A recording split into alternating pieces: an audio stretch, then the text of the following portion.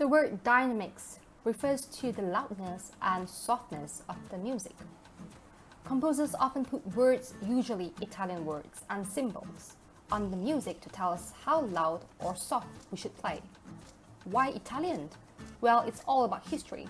I've made a video for that. You may check out the link in the description box below. Anyway, we call these dynamic terms or musical terms. So we have piano and forte. Piano means play softly, whereas forte means to play loudly. If we double up the letters, we get pianissimo and fortissimo. Double the latter and we double the effect. Pianissimo means to play very soft, and fortissimo means to play very loud. Next, we have mezzo piano and mezzo forte. Play moderately soft and moderately loud. So there you go, from softest to loudest. We have pianissimo, piano, mezzo forte, forte, and fortissimo.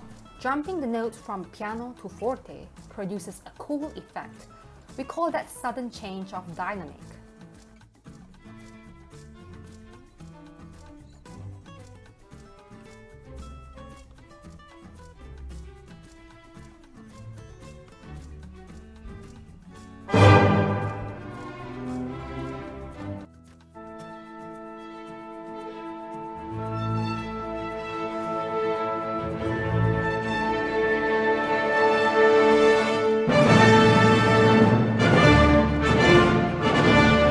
Sometimes, gradual change of volume is needed as well.